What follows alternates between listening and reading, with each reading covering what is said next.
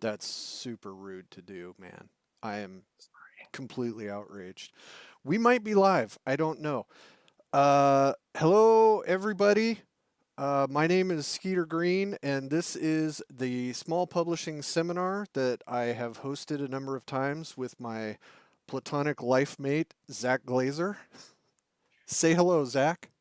I'm Skeeter's platonic life mate, Zach Glazer, and I hope it stays that way. But you never know. Not for Um, long. uh, Um, the goal of this seminar is to give other small publishers some insight. Everybody in here has done small publishing and larger than small publishing, maybe even medium-sized publishing. So we've learned a few things, and we want to pass it along to kind of fertilize the field of creativity and some other corporate jargon or something like that. No, we're not letting in the audience quite yet. That is going to be later on, Zach. So stop messaging me and messing with my mojo. So let's go around the room and everybody can introduce themselves and talk a little bit about. Uh, so go on the goddamn Zach site. All right. No, never mind. We're just going to throw everybody in here, so this is going to get insane. This is exactly what I was trying to avoid, but no problem. So, anyway, Levi, please start us off with a introduction. Hi, I'm Levi Combs. I am the owner and operator of Planet X Games. We make adventure modules and fanzines. Almost all of it's fantasy stuff. What do you want us to talk about? What's going on? What? I'm hearing a lot of like reverb. Yeah, I don't know where that was coming It's from. because John's mic's on. You got to shut the mics off for all the people watching. That's what I'm trying to do. Yep, that should be off. So everything should be off for the people who are watching. Sorry, Levi. No, that's all right. We have a fanzine that's upcoming on Kickstarter. It's called The Phylactery 3. It's a kind of a hodgepodge of fantasy OSR resources. But there's not much else to say. I mean, we're just a small indie publisher, same as most of the other guys in here, and just getting after it. Awesome. Zach, my platonic life partner. Say it again. Damn it. No. My name is Zach Glazer. I am the COO of Frog Eye Games, Necromancer Games. We make lots of games. But my start in this world was from doing a product on Kickstarter, a box set that started as an idea that became a very expensive to do project that had like 300 backers, that I produced it, made a box set in about 6 months. And so I've been through the entire process of small publishing, and I believe in it. I think small publishing is one of the best things about our games, is that if you have a great idea, now is the time to be able to do so. And so Skeeter and I had originally had this idea 2-3 years ago at North Texas, and it went great, and I'm happy to be doing it again. I wouldn't say that it went great the first year, but we kept perseverance. We kept going on. And that is one of the things that we want people to know about small publishing, because it could suck the first time, but you keep doing it. Or you're going to be fantastic at it. Greg Gillespie, our man from Canada. Hi, everyone. My name is Greg Gillespie. I'm a university professor in Ontario, Canada, and I small publish for fun to contribute to the community. I have a couple of mega dungeons out, Barrel Maze among them, and I'm quite happy to join in and on the discussion tonight. Thanks for having me. Anytime. Jay, let's move to Jay. I am Jay Parker. I co-own Dilly Green Bean Games up in Maine. I've worked on projects like Cyberpunk V3 and Doctor Who and Cyberpunk Red, and published my own superhero game and wrote a 1,000-page superhero setting book, which I broke into 3 different books. Kind of just like I mercenary out in the industry, only work for certain people and stuff, and then I teach part time to pay the bills. So That is a valuable bit of advice that game design does not always pay the bills. Mr. Jim Wampler. Hi there, I'm Jim Wampler. I'm the main guy to blame at Mud Puppy Games, and I founded Mud Puppy Games about 15 years ago to publish the 4th edition of Metamorphosis Alpha and learn a lot of hard lessons, like don't order 5,000 hardback books from China unless you mean it. I brought, Dang. yeah. So if you're looking for a copy of that, I can hook you up. I brought Mud Puppy back a couple years ago so I could just do what I want to do. And that sounds flip, but to write and publish the things I'm passionate about, because you need that passion, especially in indie publishing, to carry you through all the travails and hard lessons you're going to learn. And our big thing right now is halfway between a fanzine and a magazine. So we call it a magazine called Scientific Barbarian. And we're number 2 is that the printers due here in about 5 days to go out and ship to backers. And number 3 will launch here in a few weeks. Awesome. Good news. Very good news. Let's move on to Dave Beatty. Hey guys, I'm David Beatty, and I am the owner of Stiff Whiskers Press, and currently working on getting a Kickstarter fulfilled with my contribution to the Weird West genre with Weird Frontiers, the role-playing game. Awesome. And your mic works. That makes me very happy. And now I'm gonna out Dave a little bit. Dave is a fireman, so if he has to suddenly leave this seminar, that is because he is responding to an emergency, and we say hail and thank you very much for doing that. That is a big deal. Thank you for your service and your work. Let's Yeah, so move on. if you guys hear a lot of loud tones, Yeah, it just means I gotta go. If a Dalmatian starts barking and alarms start going off, that means some shit's going down. Jason Gardner, go. Hi, I'm Rocky Gardner. I'm one half of Silver Belay Games.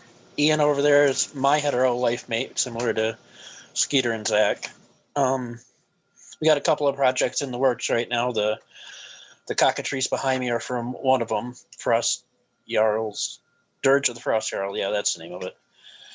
I haven't been doing a lot of work lately because I'm still recovering from cancer. So that's just a little important fact that needs to be pointed out. Awesome. And now my albatross and professional heckler, Ian McGarty. Thank you. The professional heckling is what I'm most proud of. Yeah, so like Rocky said, I'm the other half of Silver Boulet. Yeah, so we have some projects that kind of paused when he had some health issues. So no fault there. I've kind of been doing some other stuff. We did a module for Frog God, which is behind me for St. Patrick's Day. Someone who looks incredibly like me on the cover. I've been doing some stuff with Jim too for Scientific Barbarian, and some things with Skeeter's press company as well. So it's just like Jay said, mercenary out there picking up gigs and writing because it's fun and we love doing that. So yeah, that's one of the key things. I has been kind of an undercurrent every time we do one of these small publisher things. If you're going to do small publishing in the RPG world, you got to do it because you love it. I mean, a few people make some money doing this, and very few people are able to do it full time as their sole source of income. But you really got to have it in your mind that may not be what happens for you. So do it because you enjoy it, not because you're going to get the swimming pool full of champagne and the cool cars and the whole Hollywood lifestyle. That, as you can see from our assorted backgrounds, that isn't necessarily what happens. I think it's important to know, Tom. like most of us have day jobs too, right? Like we have Yeah. other gigs that we're doing. This isn't our full-time gig, And- except for Zach, and we hate him for it. Yeah, pretty much. I thought you were going to say you have to have friends to do this, so that you can call them up and go, "Hey, my page count is short. I need you to write me 4,000 words." And that is a very awesome point to bring up. As Ian brought up, a lot of us have worked together on projects. Between Levi's zine that he puts out like every other week, a new zine with ideas, the dude has got more ideas to fill spots than anybody I've ever seen. Jim's got a zine that's coming out now, I think quarterly. It's cranking out. Um, yeah, And Levi was pointing to Black Lung behind him, which is actually a yes, charity zine to support Rocky and his family, which you can find on Frog God Games online store. and Zach can give us more information. www.froggodgames.com. Yes, No, and I want to say that's a great product. It's a really good example of what small publishers have been able to do, especially if your goal is not to go home rich, but to go home for a change for all of us. You go home for a good cause. You've done work that actually matters. It's some of the best stuff that I've seen come through that's in a zine that we're proud to host. I know that Bill and I, when we were asked about it, it was a no-brainer, and we're real proud to have it on there. So if you want to see like some stuff that small publishers put together just quickly for a good cause, go check it out, because it goes to a good cause. He's sitting down there on my screen. So it is a good cause, and it's a great zine. Everything about it's really good. So yeah, it came together really well, and it was just like we were discussing, a bunch of different people. The zine has, it's not a single genre, so there's something for everybody in it. So go take a look at it, check out a blurb, and see if it's for you. And I think actually of this panel, there's only a couple. Only Jay and Dave didn't have stuff in it, and that's mostly because I didn't approach them. I'm sure they would have gladly donated stuff, and Zach, but that's just because he couldn't meet the deadline. You couldn't meet the deadline, though. Is what not chance to meet the deadline. But Zach is nice enough to have a place to sell it, so he is helping. Okay, and anyway, you can thank Bill for that, and we're glad that we do so. And my main job in this seminar is to herd the cats and keep us on schedule. So, with that, we are going to move on to our main topic of discussion tonight. And we were going to talk about IP issues and running afoul of established IPs, but in our pre-show meeting, we decided maybe that's not the best way to start.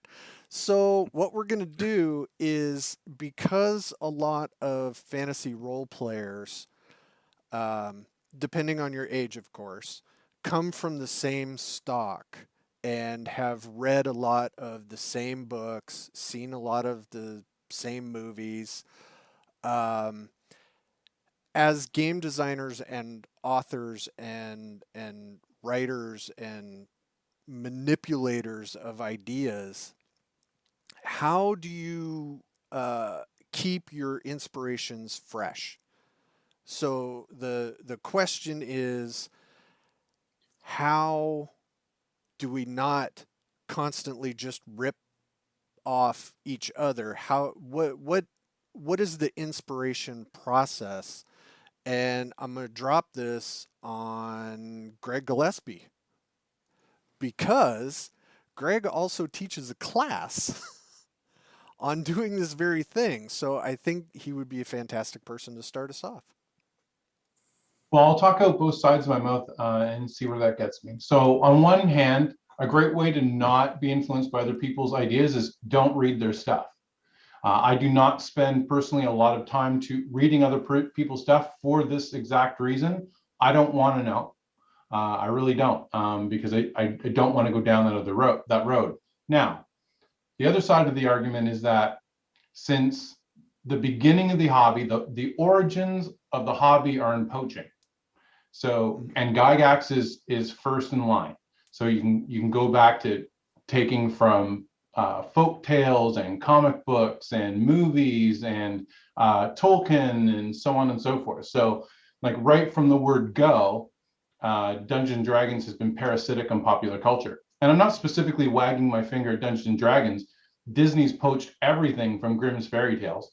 Star Wars has poached everything pretty well from everywhere. So this is just symptomatic of popular culture, and it cycles in and out. So I do encourage people, maybe you don't want to know the nuts and bolts of how somebody's creating their adventure, but if you're paying attention to themes across popular culture in film, in television, in books, things of that nature, you can pull interesting ideas that you can incorporate into your material. And it can be extremely general, it could be a subtext to what you're doing, or it could be something more explicit. So that's two different answers. Number one, maybe, don't read too deeply in other people's stuff because you don't want to poach. But on the other hand, the hobby's always done that. I just don't tend to do it from other designers. Right. The only counterpoint I would say to that is, and Ian and Rocky can talk a little bit about this as well. We just started, or we played through the game Vaesen, which was a little bit of a different take on Scandinavian folklore. And it's a book that just came out relatively recently. Uh, and it had more of just a nuance of how to play and how to tell stories that I hadn't necessarily considered. So I get exactly what you're saying, and trust me, I agree with you a ton. I think though, if you look at certain things that are happening around you as well, what other people are doing, it might nudge you a certain way to make you think outside of your rut. Mhm. And Ian and Rocky, I don't know if you have anything to add to that when we were kind of playtesting Basin. I mean, I found Vaesen an interesting game.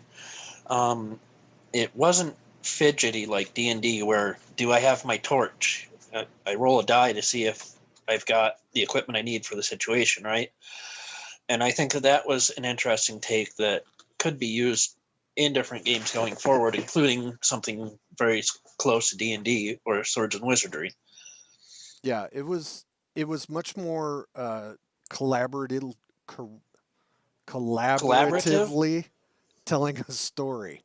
It didn't get bogged down in the mechanics of the game, which is not going to be for everyone. Some people like their crunchy bits and don't want to get into a more talky game. So it's not going to be for everyone, but I took it as an opportunity to get better at my descriptions. When I'm writing, I want to be more vivid and Don't forget you have evocative. five senses. Right. That was one of the things in Crypt of the Science Wizard. That was one of the best pieces of advice I got, and it was from Rocky. Don't forget about, what does the room smell like when you go into it? And I swear I have messed with people's heads so much by just saying, you hear water dripping in, off camera, in the distance.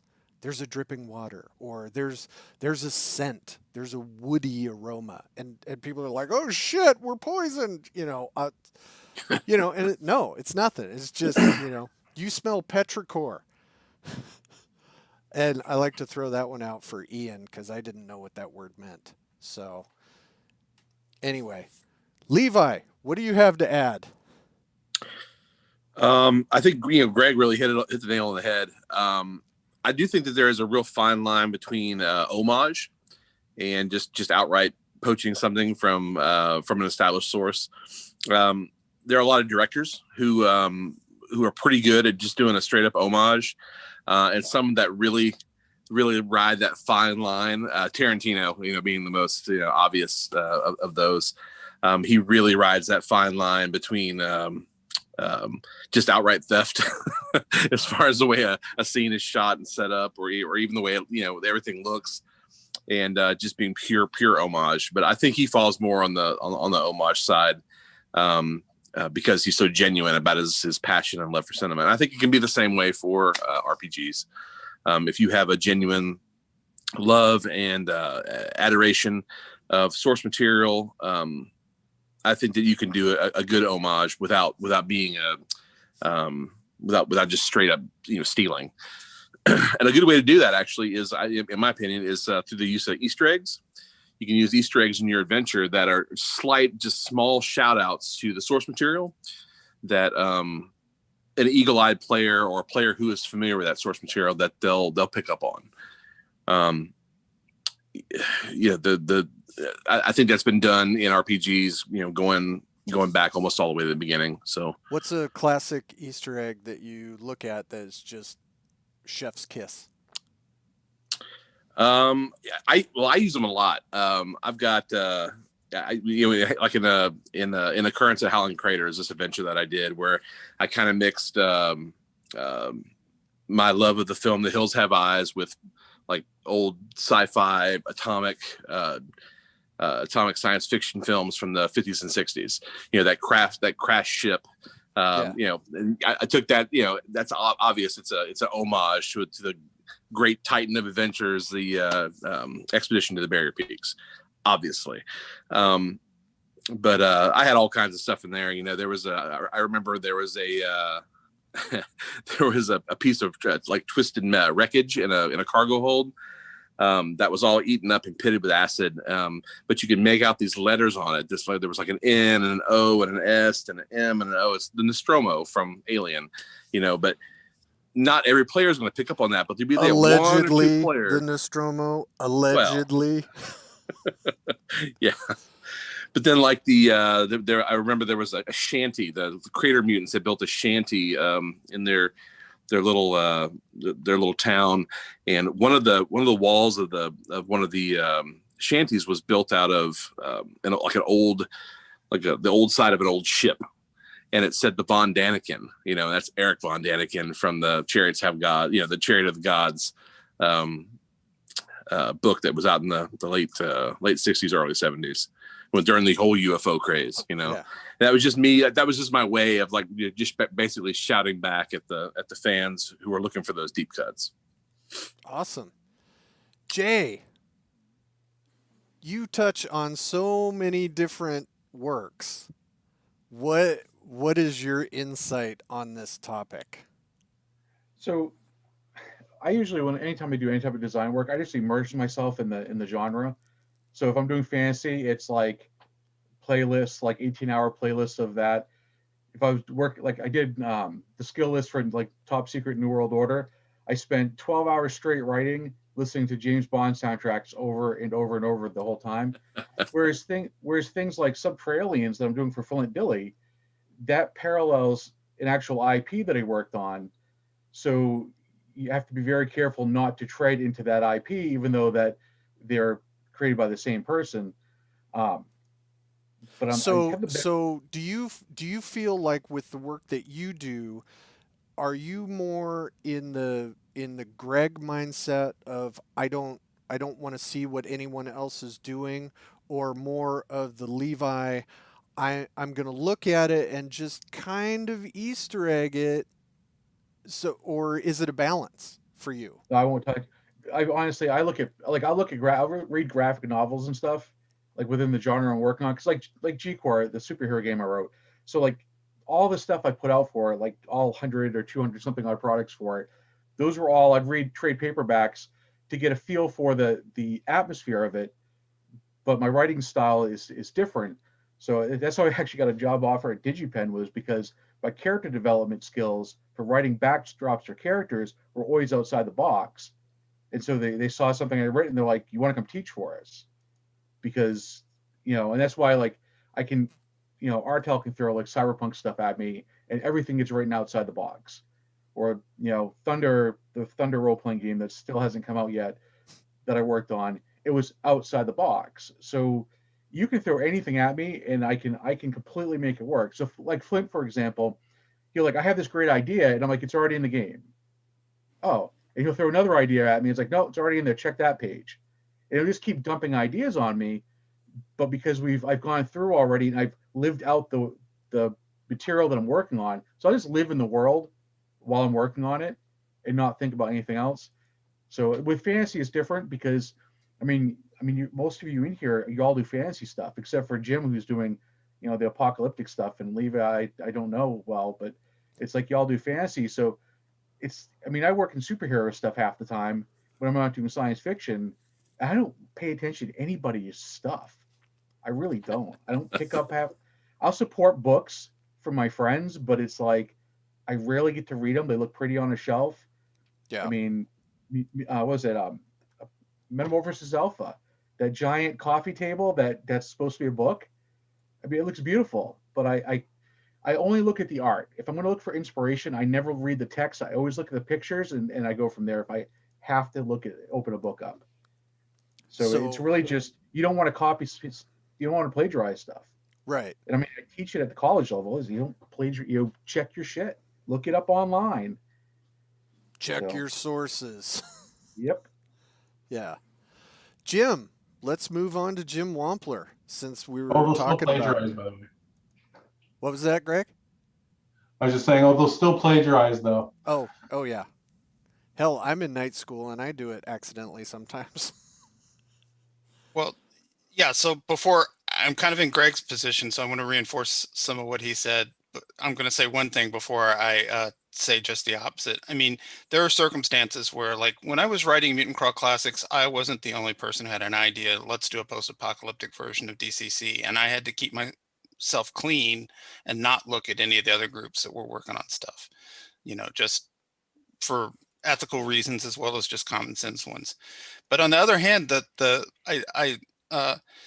under the guise of editorial guidance, I mentor at different levels a lot of young writers, and especially if they're brand new to trying to get into what we're already doing. My solid advice is listen.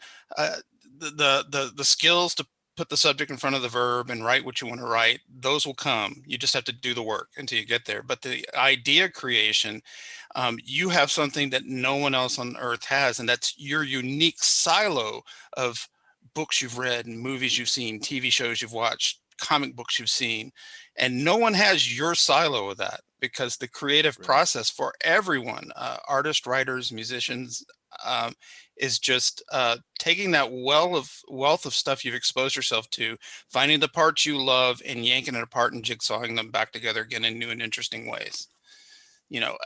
That's what Picasso did. That's what Edgar Allan Poe did. So there's no idea. There's no universe where any one of us can come up with an entirely original thought or idea. It's just how did you put a spin on it that's all your own. And I'm bad about the homages, because I kind of know where the line is, and sometimes I just don't want to. My copy and I were laughing because there's an article coming out soon from us where I just straight up wrote Doctor Who because I wanted those Doctor Who powers and abilities in a post-apocalyptic game. So sure, he's a 7-foot tall Gila monster in a spacesuit, but if you read it, I'm just, you could say I'm ripping off Doctor Who when his spells are like time can be rewritten and reverse the polarity. I don't care. That's all fine by me. As long as it's fun, that's the whole point of it. But the other part of your question is, okay, now it's 2021. How do I keep that well of ideas done? And it's harder because all of us have the thought, I know what, I'll start writing and publishing games and make it one of my jobs, and then I'll get to play games all the time. Yeah. I like that Dave's just shaking his head. So it's really hard to keep my reading up, read some fiction novels, when I don't have time. And my TV is all bedtime TV. So thank God we live now where I can just, stream whatever I want to watch, whatever the latest movie is. Yeah. But you got to keep up, and you got to force yourself to keep playing and keep running games no matter what. So that, because ideas will come from players at your table if you just pay attention. Oh, yeah. Big time. Yeah, that's why I do a lot of play testing stuff, because I add in ideas that I was like, I would have never thought of that.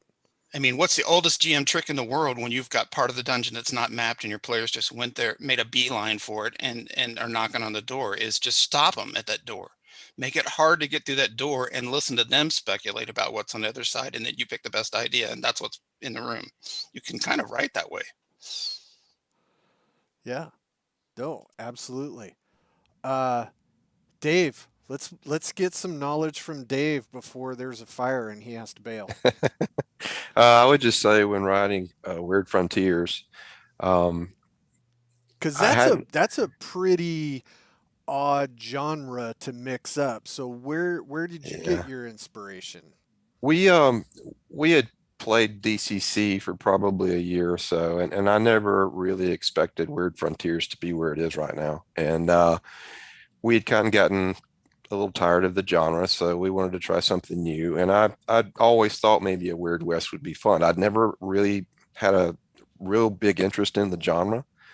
But we thought we'd give it a try, and we actually picked up Deadlands, which is a great system, great game, but it's not a class-based system. So it started, I think, people in the group were kind of, you could tell that they weren't happy. So at that point, I was like, you know what, let's take 2, 3 weeks off and let me come up with some cool classes for DCC, and let's run a Weird West, genre with the DCC rules. And the classes for that game were, I'd like to say, for the most part, I think they're pretty unique. They came out of my head, and they're all things that, like you guys are saying, I've probably plucked this idea from here to here to here. Like the old World of Darkness game, Wraith. I absolutely Hmm. have a love affair with that game.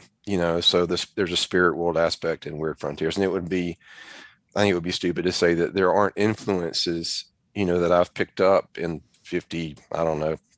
I'm 51. I think I've been gaming maybe around 40 years. So, like you're saying, it's almost impossible, to avoid that. But with Weird Frontiers, I never read the backstory of Deadlands, but even like probably I'd say a couple of months ago, my copy editor, Gilbert Isla, actually was going through stuff, and he was like, "You can't put this in here." He's like, "This is what's going on with Deadlands," and I had no idea. I honestly didn't, but once he pointed it out to me, I was like, "Oh, that is kind of similar," and I don't want that. I mean, I want Right. the backstory from my game to actually be something that people aren't going to say, you got this from here, you took that from there, and I hope that it works well. And then the other aspect of the game is it's kind of a light dashing of Lovecraft mythos. So there's that whole public domain, what's in there, what's not in there. Right. So, like Greg was saying, he doesn't want to see that. In some cases, you kind of have to dip into it because you need to make sure, especially with things that are in the public domain, that you're not, crossing streams or stepping in someone else's backyard. So um, I would just tell folks, come up with your own ideas and then float them to your group, play test them like you were saying. And a lot of times, there might not be something that you've picked up and read or played, but someone else has, and they can say, this is kind of like, this game, or, this reminds me of the backstory of this game. So I would just say, I'd say take a little bit from everybody that has, chimed in here and run with it. But in my case, I kind of had to with using anything from Lovecraft. You kind of do have to look around and see what's being used and make sure that you're not doing something you shouldn't be doing. Well, I think that's a great point, especially for small publishers, is you don't have to create everything in a vacuum.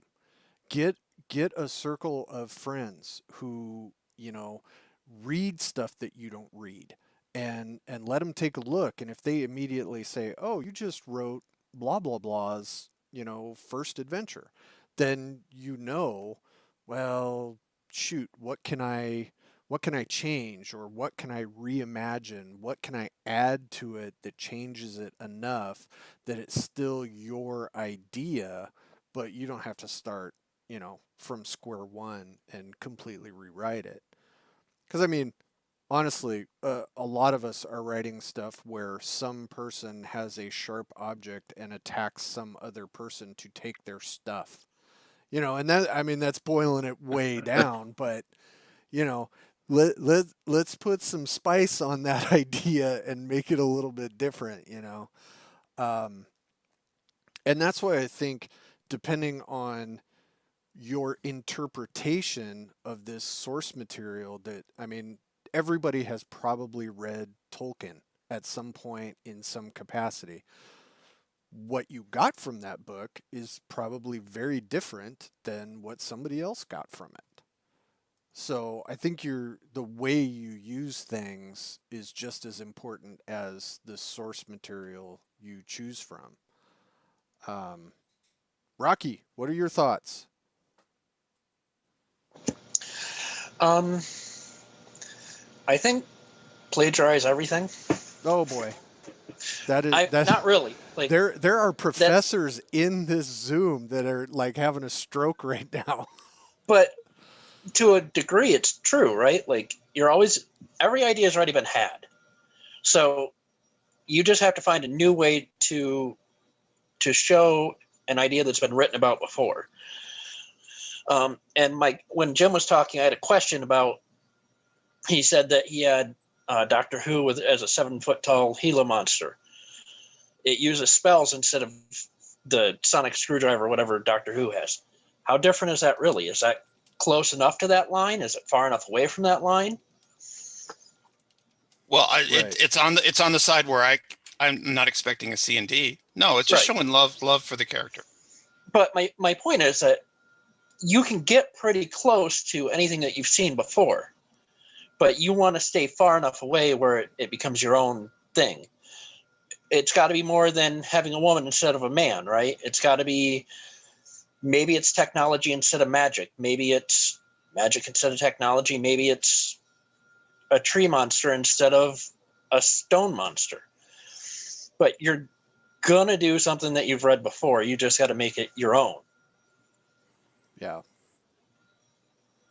For new publishers as well, if you're just starting out, if you find something in somebody's work that you're interested in, just go ahead. If it's one of us, like, just go ahead and contact us, and we can Absolutely. talk you through it. Absolutely. That when I started out, I remember Michael Curtis had this monster called a Crypt Shade, and I thought, wow, that's really terrific. I know I'd like to use it. So he didn't know me from anybody, and I just contacted him and I said, hey, could I use this monster? I'll footnote you. It's your creation. Would that be okay? And he was like, yeah, sure. And it's been in there since. So if you're unsure, and what you're thinking about involves somebody that's active in the old school community, just contact them. And I've had lots of people say, can I take a Barrel Maze map and do it and make this out of it, or I want to convert it to this, or I want to do that. Well, sure. Just, there's a group where you can go and contact people. And I think most people are open to that kind of thing. And then the other thing too is, if I have a question, I have great respect for the TSR guys, and they've pretty much addressed almost any issue that we're going to address. So I tend to go back to the original document, so to speak, and say, well, how did they solve it, and how would that make sense for a gaming community that's like similar to ours in 2021, and then think that through. Is that reasonable? Is it dated? Does it need to be updated? And that's part of the judiciousness you have to have when you're thinking about scenarios and rules and explanation and that sort of thing. Yeah, that's great. That's a great point. I think the OGL needs to be mentioned here too. Like Greg was saying, you went and got the shade from somebody else. A lot of that stuff is covered in your OGLs. If you look in the back of the book, it'll tell you, and any book published 3rd edition or later will tell you whether or not you can use certain things out of those books. And even then, there's some of the protected monsters are poaches from fiction. Yeah, and they're not really theirs. Yeah, like the Displacer Beast. Yeah, all I know, man, is it's pronounced boule. Oh boy. Zach. I want to piggyback right what Greg said, is that I met this cat named Matt Finch. And the only reason I met Matt Finch is because I was writing my very first module, and I had a book called Monsters of Myth, and there's a monster in there. I thought that was just too cool. I need that monster. It's perfect. And so I just wrote Matt Finch and asked him, can I use this? And he wrote back, yes, and that was it. But that is how I met Matt Finch, and he's a snake now. I just want to warn all of you. No, Oh no, boy. he's. I met him through there by actually asking. Like Greg said, if you have seen an idea and you want to ask, you will meet other people who have. You'd be amazed who wants to help. I want to help. Skeeter wants to help. We do these because it gives us the ability to talk to other people who share our interests. Because I guarantee you, everybody in this room, everybody watching this, I am so excited to have a conversation about this stuff. You wouldn't believe it. When I go to the grocery store and talk to somebody about this stuff, they're going to put me away, right? And so we care, about those things. And talking about that, asking permission is a big deal. Now, move on to add what everybody's discussing about. I have two things to add. I don't write much anymore. I wish I did. I don't. But I do have two things to add from more of a utilitarian aspect. One, the way I did not plagiarize anything when I was doing Whisper and Venom is I had a OneNote, or you can have a document, doesn't matter what it is. If I'm copying and pasting anything, that goes to OneNote. My actual written document, I am rewriting it. Rules really can't be copyrighted as long as they're rewritten. You can ask Matt Finch again. OSR found that way is you're able to make the clone copies because of the way rules work. You don't even want, if you ever want no question about that, you want to make sure that you've done the work to avoid any kind of plagiarism, is that you have to rewrite that to what you want. And as you rewrite it, I assure you, you will write it better in your mind from the original source material you had. So you can do little things as you're producing stuff that will allow you to even be better without having to worry about crossing the line, because you're protecting yourself and you're also making yourself better because you already had ideas. You're using someone's idea. As you're actually cross typing it, as you're actually typing it in to go, it makes it better and better and better. And I think that alone can take away some of the concerns. And as far as like Easter eggs and such go, one thing you can look at and can use these things are things like, we sell a book called The Tome of Adventure Design. Matt Finch wrote it. It has been written. It is there and designed to do this very thing for you, to give you an inspiration to go from. And I encourage you to go find, because that one, go buy it from us. We love when you buy stuff. But they're drive-through RPG. There are people who make materials to help do everything from like writing, like just pushes or seeds, to here's some tables that you might need. And you go and find those. You will use those to make your own things faster than you will be to actually, wind up copying and pasting and making them work from PDF to Word. And so I encourage people to do those things, because you'll find that you will trust yourself more the more you actually do that. The paraphrasing, like Jay said, the paraphrasing, you paraphrase again, and you paraphrase one more time. And at that point, you're not paraphrasing anymore. You have your own thing, right? Yeah, But I basically. never copy and paste into your main manuscript. That's my advice for that, because that will make sure you've done the work that you can trust yourself on. That's Okay. a better way of saying what I was trying to say, Zach. Thank you. Well, it was certainly a freaking longer way to say it. Yes, right. Ian, do you have anything to add, or are we tapped out of this thread? That's fine. I think the crowd is looking for other questions too. Yeah, I'm going to start going through that. I do. I'm a lot like Jay, I think. So like, I immerse myself in specific albums to write. Like, I'll pick a new album that I really think matches my genre and dive into it. I'll do like deep dives, historic. Like, so for this, the Shaughneke's Lament for Frog God, like I like broke out My Lady Gregory and like all of those old books and like all of these, ancient Celtic things, and went as far back as I could to original manuscripts with Chaucer and stuff to find some of my monsters and some of my legends and stories. And yeah, I swiped them and I rewrote them and put my spin on them. So it's the same sort of thing. I mean, we pick up what we pick up, but yeah, and like Zach was saying, and Greg said, don't be afraid to ask.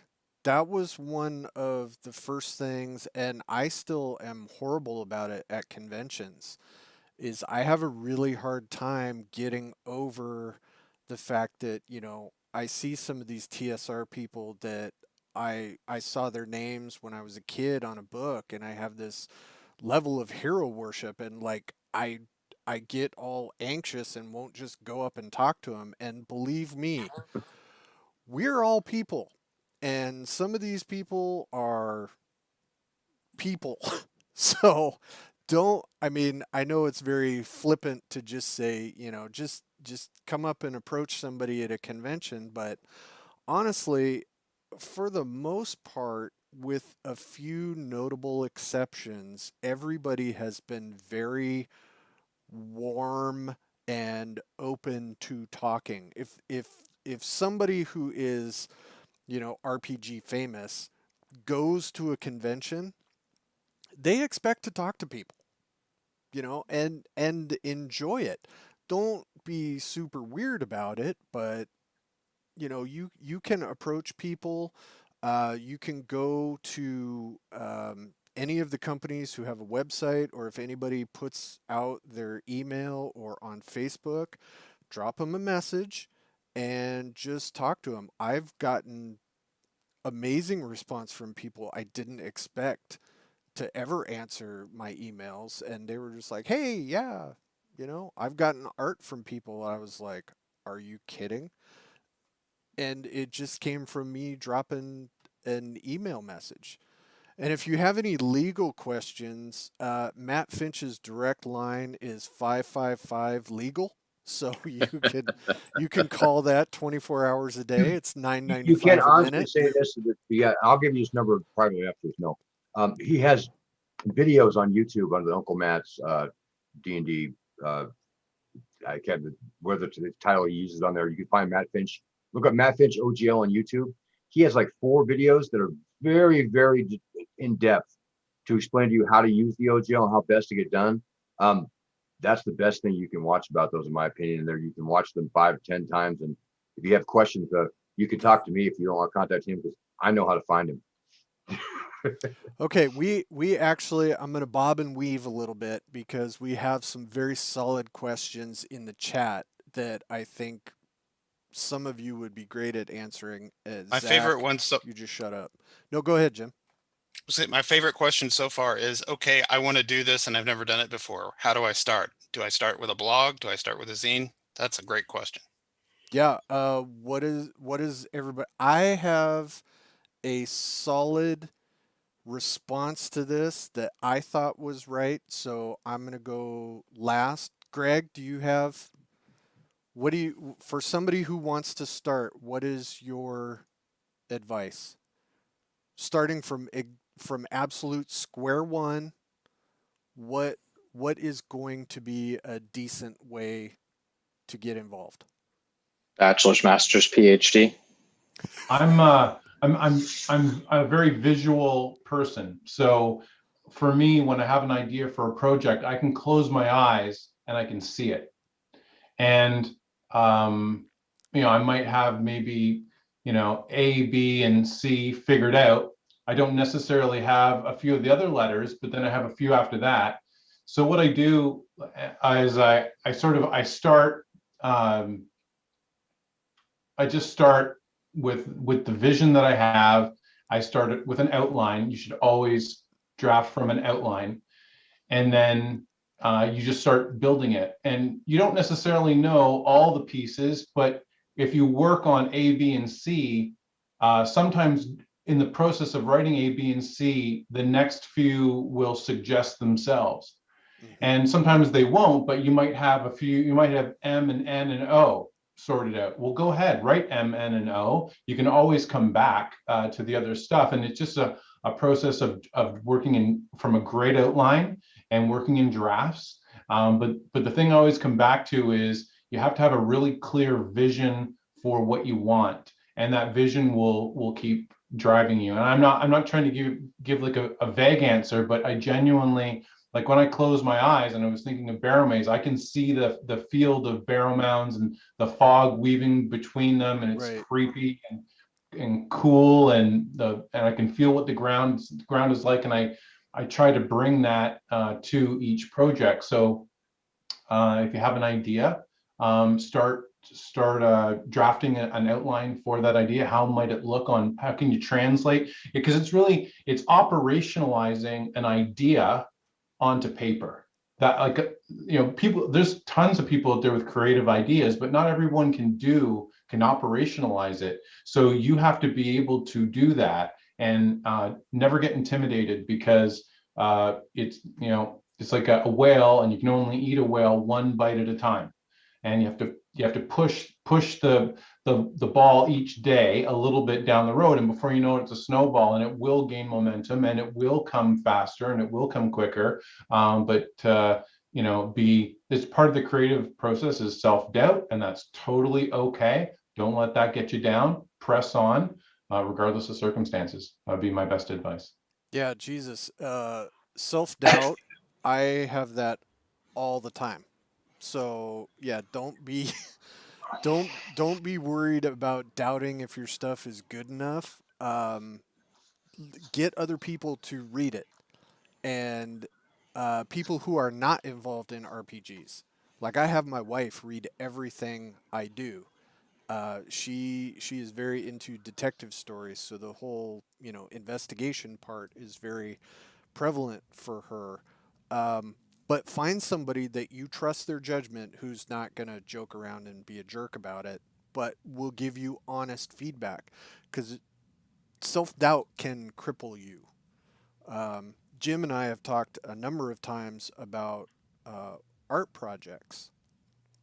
And sometimes, like, I am a terrible art direction person. I am very vague.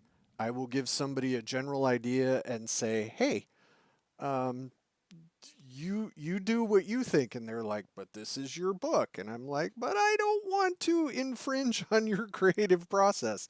So I'm bad about that, and it's a thing I need to improve. But sometimes, and Jay can probably talk to this, being an artist, I mean, you may or may not know what somebody wants. So that was a rambling point that went nowhere. Yes. So There's I a think whole like, seminar right there. and I think like so that question is really like what to start with, right? Like how do you Right. like what do you pick? And I think that's really it's unique to you. It's whatever you got in you. I can say that zines can be fast and cheap to print, and you can get those out pretty quickly. Like I think Levi can agree to that, and Jim too. That those, I mean, you always end up with too much material, so you end up putting out three. Well, even before you start spending money, just blog. I mean, Michael Curtis's The Dungeon That Alphabet was mine. started out as a blog. He was just blogging, and Joe Goodman said that and said, "This is good. Let's make a book." Yeah, if you get a free blog and you start throwing out your ideas, that does multiple things. It allows other people to see your work. It helps you get over the fear of publishing because once something's out there, it's out there. So do that, and then you're not out any money. And if somebody is terrible and they tell you you have no talent, that will help you build up some thicker skin. Because I mean, the first decade I was in RPGs, I say this all the time. The person I was working for at the time said, "You are a terrible writer." So I didn't write. I focused on working on game mechanics. And then I got to be a better writer. And that person finally said, "Hey, you're actually a decent writer now." And it was like this vindication. And I felt bad myself because I shouldn't be relying on somebody else to vindicate me. But that's a whole nother bucket of mental problems. So, Jim. I just want to make the quick point that you can't get your 10,000 hours experience doing anything without doing it. So if you're brand new and you've never written a game module or you've never written an article, you've just got to do it. And like other people are saying, be persistent. This is where the passion for the subject matter comes in, because you'll need that, because you've got to be prepared to make a bunch of mistakes and do a lot of crappy work first to get to the better levels. I mean, And we all have our dog, the role playing game that we've written. I bet everybody here has got the thing they can point to and go, oh, I mean, for me, it was being 19 years old and just deciding to camp out in Tim Kask's office in Cincinnati when that was 100 miles from where I lived, and be a complete pest until he started printing some of my articles and cartoons. And my hit rate was terrible, like 1 in 10 that I would pitch would get past the goalies. But that all made me better going through that process. and start small. Find one of these zines that's going to accept an article.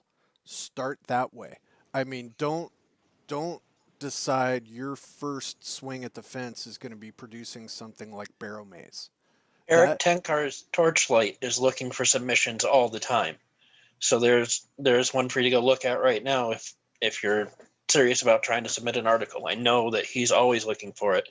I think Jim is looking for scientific barbarian stuff too, aren't you? Yeah, I've created the quarterly beast that never sleeps. Yeah, and I mean, Levi has a zine coming out every other day. So I'm not speaking for anybody and saying they are accepting submissions, because some people do not do that, which is perfectly fine. But look for something small that you can invest some time in, polish it, send it out, and then you get some feedback. Doing something that's, you know, don't do a mega dungeon your first shot out the gate, because that is a lot of effort. And Where were you in 2012, Skeeter Green, when I needed your advice? yeah, I was trying to Don't, get you don't to start take with a over box my set. Yeah. job.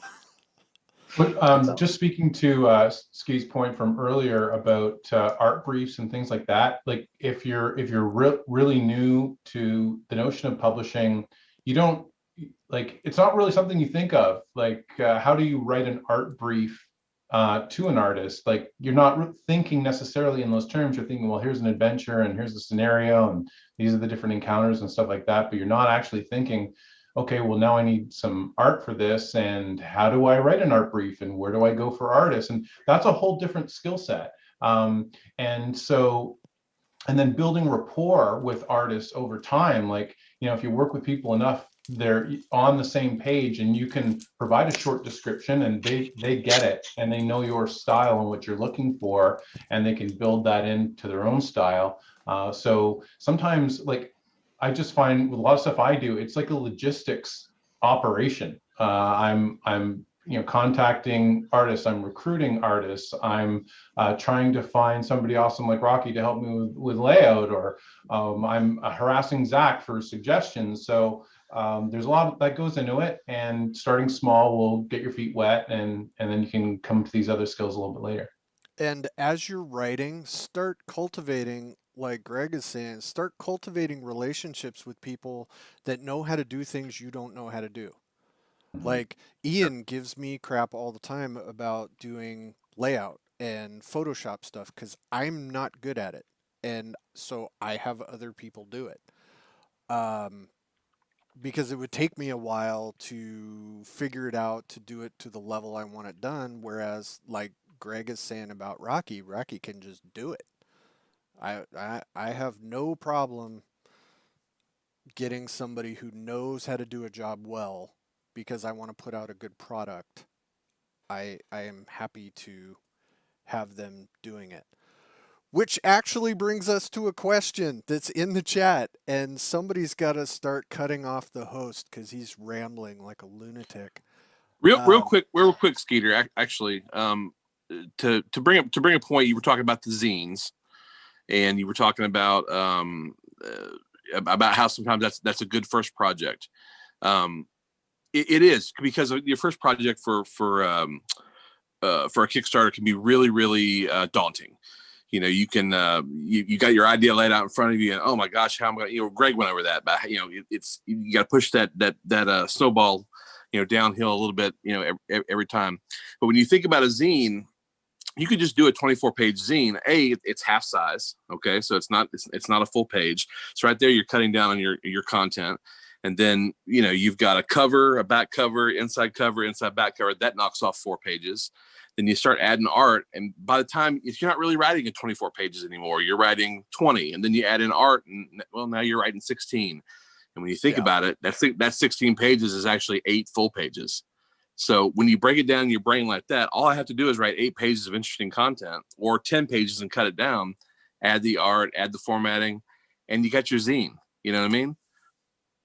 yeah. And one question that not enough people ask is how many pages or how many words go to a page?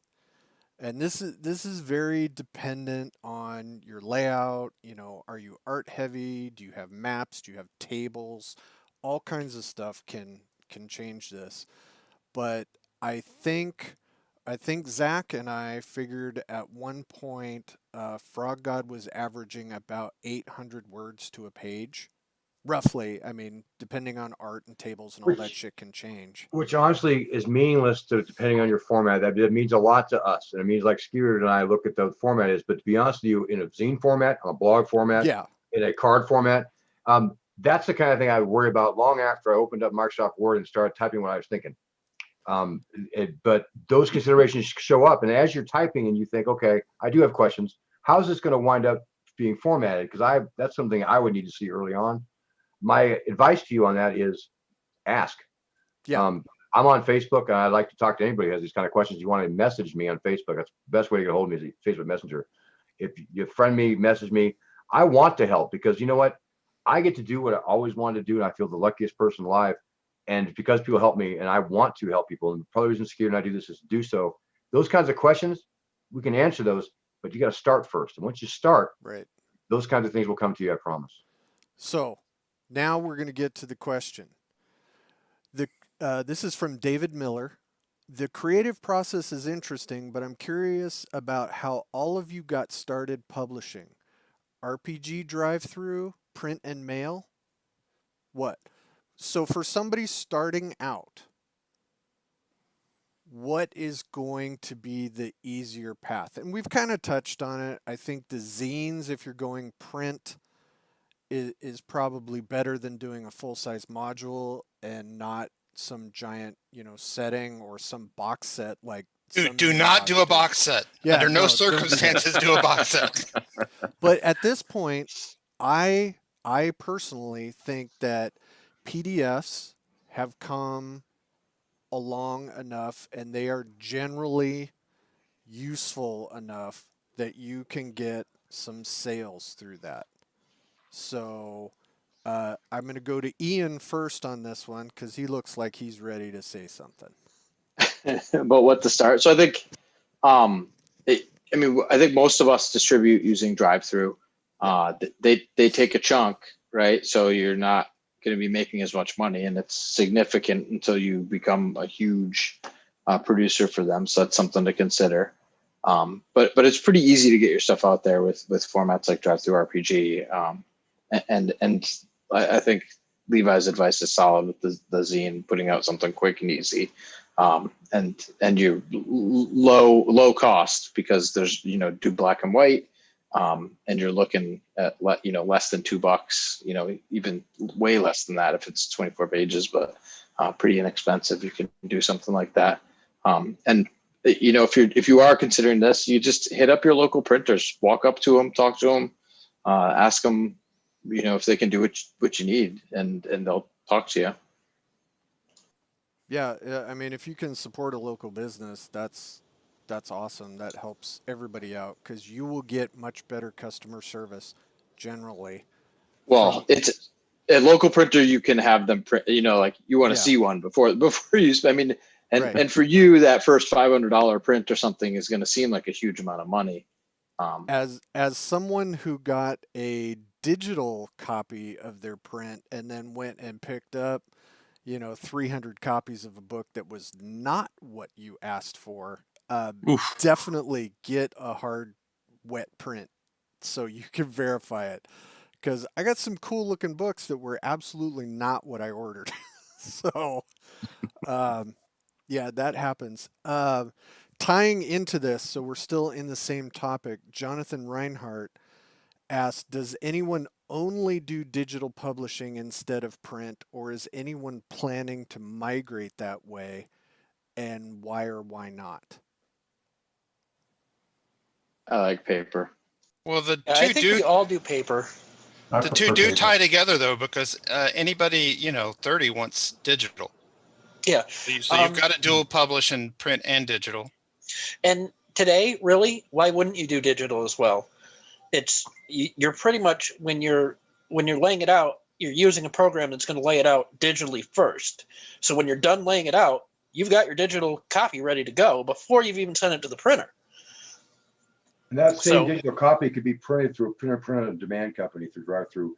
Once absolutely. you have a digital layout of something done, you have a million places you can go and probably sell it or sell parts of it. If you're a BTT guy, there's a place for it. If there's a place that does Ululu, you can do it. You can do it on, you can do it on Amazon. You do a lot of places. And those things aren't hard to do once you have the digital layout version done. So if you think of it digital first and then everything else, but there's no reason to keep yourself constrained, basically. That's my 2 cents. I think like drive-through has some funky layout things too. You want to just check out and they have toolkits to help you with that sort of stuff. But sometimes the specifications that they want might not match what you have, just with color scheme and stuff like that. Lulu same way, Amazon same way. They all have their own little funky things that they want in their PDFs or on their print-on-demand copies from the PDF. Or their MOBI copies, or the copies you would give to Fantasy Grounds Smiteworks, or the copies might give to Roll20, or the copies might give to Comics Works, or the copies might give to DeviantArt. I mean, the thing is, there are places everywhere that you might be able to do it. A good, solid digital copy to begin with, and a plan to have that made will give you the opportunity to do almost everything else you want to do. And I highly recommend you plan on what you want, but you make sure you're planning on creating it, beginning and digitally, knowing where you can go. And you can start one place, but that digital copy won't end it. That project does not end the day you produce a digital copy and say, okay, here it is, PDF. I got to move on. You don't at all. In fact, ask Skeeter Green. You were never done, are you, Skeeter Green? You are never done. And for the people who are worried about getting their PDFs pirated on some torrent site, you haven't made it in the RPG publishing world until you find your PDF on a pirate site. That's when you know you've made it. I mean, even imprint books like Castle Zagig can be found on those torrent sites. I'll be honest. I have a strong opinion about this, but I have not to interrupt. But I really want to say that about PDFs and piracy, you can't do anything about it. If these sites are hosted in Uzbekistan, these places that the people who do it are completely a swear word I didn't want to drop. These people are going to copy them anyway. They probably aren't your customers, but you may find customers that come out of pirating stuff and come buy it, because a lot of people actually, they use that like a preview at drive-through. If they like it, they'll buy it. You're trying to stop it, waste your time and effort. It may offend you, but nothing you do is going to satisfy them. And I'm very hesitant to say anybody should actually waste more than 20 minutes thinking about it unless they want to market to it. Like when I found mine on there, I threw a coupon up there saying, if you want to buy it, here's a coupon for print copy. So, you can do those kinds of things to turn it to your way. Don't waste time with other piracy concerns, because you have better things to do with your mind. How's that? You just got to take it. You just got to take it as a compliment. Hey, my stuff was worth stealing. Yeah, right. So, Jay, what are your thoughts on this? You've let's got a see. lot of material out there.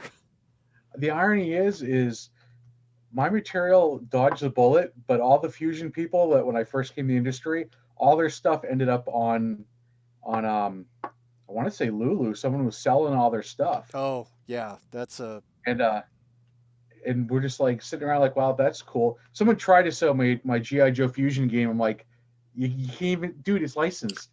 It's like, I'm gonna let Hasbro have you. Yeah. I reported him to Hasbro. Can I get your name? I'm gonna send it to my Hasbro dude. Yeah, Dad. Yeah. My Yeah, dad so can beat up honestly, your dad. I mean, look, if someone's stealing my stuff at this point, everything I've done prior to G-Core, have to it, because it's in my opinion not worth stealing. You can just you freaking have it to play around with. But I don't know. I just don't. I'm too busy, guys. I just don't care. Yeah. I mean, I'm gonna make what I'm gonna make. Yeah. It's too much worry about outlier situations, because if your content is good and people want your game, they'll be more, and you charge a fair price for it, they'll be more than willing to pay for it. You'll be fine. I barely make anything because I keep the prices so freaking low. It's supposed to be a hobby for me, not a profession. Right. And just remember to shame any of the people you play with that are using stolen PDFs, right? Coax them into buying the real thing. So we have another question here from Mary Lindholm. How do you get the word out about new products? Now, I am going to say I am terrible about marketing. So when I have something new coming out, I tell Levi, who has like 8,000 social media accounts, and just let him go crazy. But marketing is very important for small publishers. So what is kind of somebody's go-to for that? Anybody want to take a swing? I'll start. First, build up your fan base, right? Like your local players at your game shop nearby, the people that you've played at conventions with. Start the people that you talk to about your game, right? Anybody that's interested in it, make sure they know about it. And then pretty soon, when you're going to conventions, they're going to be asking about it. They're going to be asking, "Hey, you got a new product coming out?" And then when you do start sharing stuff online, they're going to be sharing it for you because they want that Kickstarter to succeed. The Trulicks are some of my best friends in the world that I only see at conventions, but they're posting when Silver Belay puts out something new, they'll post 3 times a week about it. Yeah. And that's where it's at, is having a community that you've built up over the past year or two, just talking about it for you. That's the easiest and best way that I've found.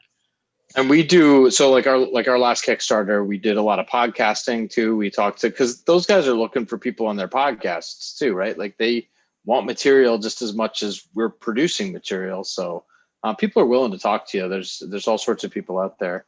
And like there's a bunch of idiots with YouTube shows, that they bring people on to pimp product all the time, right, Zach? They're no good. God damn it!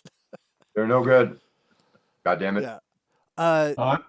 Just to jump in there, like Skeeter, I'm dreadful at the marketing part of it, and I think I've sort of learned like when I've tried different things over time, and none of them really work as good as word of mouth. So just if you know somebody that you can say, hey, can you just make people aware of this through your social media? That tends to be the best way to go, particularly in our community. I'm sure it's different in others, but so yeah, I'm not too much of use in the marketing department. Dave, Your number one marketing tool is do your first Kickstarter, get your 37 backers for $878, and then deliver that book on time. Yeah. And then the next one won't be 37 backers and $700. Dave, what things have you learned with a Kickstarter and self-promotion? I kind of jumped into a really big pond really quick. So So I you feel didn't like follow any of our advice. no, and my book's gonna be late. Thanks, Jim. Oh, I'm gonna throw a big wet one in my pillow tonight. Well, I mean, if you were listening, I did it too, and I just did it in 2006. Oh no, I'm kidding. I'm kidding. I mean, for one thing, the book grew and the project is so big, and I didn't realize it at the time, but I mean, when you look at Goodman games like the Lankmar or even the MCC Kickstarter, all those books, the adventures and things that were thrown in with that, in a lot of ways, I emulated that. But I at some point, I didn't realize that I'm just a one-man show, and I've got a full-time job. So we're trudging along, and the book's about to drop, which is great. But I would just say start out small. Even if it's a zine, that I kind of wish in a way that I had put out a little bit of Weird Frontiers, a little bit of a time, and that would have helped to attract interest and grow the audience, and then eventually maybe compile those books into something really nice with some extra material in it. But like I said, this is all new hat to me. Right. So I kind of feel like I should be watching you guys and not in this, because I'm still learning like big No, time. that is exactly why I do this with a bunch of people. We've got Jay on one end who maybe shouldn't be in the small publisher seminar because he's a big fish in a tiny pond. And then we've got you on another end, and then we've got, Levi specializing in another end, and maybe Zach shouldn't be in this because Frog God Games is not a small publisher. So, all right, Yeah, get but out, Zach. but Dave. half these guys in it. Go ahead. I'm sorry. I just need a minute for Dave. Don't feel bad, because there are a lot of us that jumped in feet first over our heads. I mean, there are still 2 pallets of Metamorphosis Alpha 4th edition in a warehouse in Knoxville. My good and dear friend Zach jumped in head first and didn't do a box set, which is problematic and expensive to begin with, but one that's artisanal quality with all the stuff that could physically be fit into the size of the box and still make the lid stick up a centimeter. Plus minis. Plus minis. Close the box. Yeah, if you open, so we've all jumped in over our heads. You can't close it again. I don't know how that works, but it does. Yeah. Well, I can honestly say that the one thing that's gotten me to where I'm at right now, being with the lack of experience, is like some of you guys. I've picked your brain, and it's just having, and it's just, I think this is something that you touched upon. But when you're first starting a project, reach out to people, because 9 times out of, as a matter of fact, I can't think of one person that I've reached out to that hasn't been open to listening to whatever it is that I needed advice on, and then giving some really genuine and solid advice has kind of like helped me trudge through this to the point to where I'm about to put out, which a nice book. I mean, I'm really proud of it. And I think the guys that have worked on it with me, would say the same. So the end result. Do it. I said there aren't a lot of trade secrets. Like what you're saying is, when you want to ask me something, I'm not going to not tell you what I know, because there's nothing you can't find out from somebody else. And I'd much rather be helpful, friendly, and want you to take a look at what we sell and how we do stuff than ever say like, well, printing in China is kind of a secret. It isn't. Everybody does it. That is at a certain point, you don't have to be that big to do it. And I'm happy to explain some of the processes to it and why you should or why you shouldn't, or maybe why you should consider this or that way. But there's no trade secrets. And if people who treat it like we have trade secrets, haven't done it long enough. That's my opinion. And Levi and I kind of joke with each other. Like, I was giving him some shit about he better bring his A game with his next project. And not because he hasn't in the past, but I want Levi to be the best Levi he can, because when I write a product, I want my product to be better than what he did. And not to say that my stuff is any better, but like, I look at what Jim's producing and I'm like, okay, I need to up my game. I look at stuff that Greg has done and I'm like, holy shit, I need to do better. I'm not even going to compare my stuff to Jay. No, it never ends. That everybody wants everybody's stuff to be better. And I don't think there's anybody who doesn't agree. And I work for a bigger medium-sized publisher. Okay, we produce a lot of books, but I look at everybody's books in the small publishing industry. I look at books of people way bigger than us, a little bit bigger than us, and what can we do better? And I can ask those people, and they can tell me. And you want to compare those things. You don't have to do WotC level stuff, but you can do stuff that's great. But just asking people, you can save yourself weeks of time just by doing the ask. And Skeeter's absolutely right. I want everybody here to make the best stuff they can make, so I can make better stuff too. We all benefit, all of us. I think at the end of the day. Go ahead, Jay. I know you're gonna get me. The correction, dude. Like, you guys are way more famous than I am. All of you guys in here, I'm like an enigma, man. Seriously, I've been doing small press for 20 years. It only just started moving forward a little bit, here and there in sunlight. So, I actually approached, Frog Gods because Zach and Ian and stuff were just cool to talk to and stuff. And I didn't even ask him for advice. I just liked the attitude, and wait till you get to the other partners. You'll change your mind. I've met Bill and Matt and Jim's really good too. So it's like I told you, I only work with people that I like to be around. Right. And Frog God Games, what they do for the people that want to develop for them and the people that want to come to the industry, go way above and beyond. I mean, I didn't have that when I came in. I was told, you ain't going to amount to jack and take a effing hike, off a cliff. Meantime, Frog God Games will pimp your Kickstarter in their newsletter. Yeah. Yep. So 100% of the success that I've had, which granted is very small, I attribute to my relationship with Zach and Casey and Matt and all the folks over there, because they have been nothing but super helpful. They've been nothing but kind and generous with their time, and they'll answer questions. there's so many times on that very first Kickstarter I would have been lost if I couldn't have just called or texted somebody and asked them, hey, what do I do here, or what do other people do, or how's this done?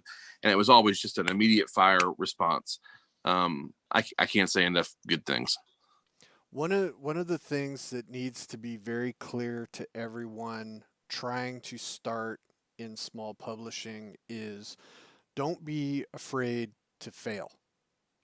Don't let that hold you back from trying, because I have floundered some things badly, and I am a very slow learner. So I make the same bad mistakes repeatedly, but you just keep going. And if you cultivate the relationships, like I mentioned before, you will find mentors who talk to you every morning when you're having a day job meeting and say, "Hey, buddy, what the hell are you doing?" The you, only you real, know, the I mean- only real failure in a Kickstarter you could run if you go in there intentionally to be fraudulent. That's a failure. yeah, People who don't fail at screw anybody over. The people who have failed at Kickstarter never intended to deliver anything, or everybody knew, right? Those are failures. We can think of the names. I don't have to name them here, but all of us know who I'm I'm gonna. probably talking about. Yeah. Anyway, if you go into it with that, you have failed already. Nobody who's watching this wants to do that. No. You cannot fail if you try hard and talk to people and listen.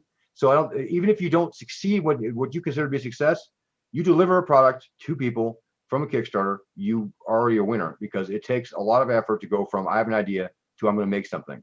And so you already have done that. There's no fail there.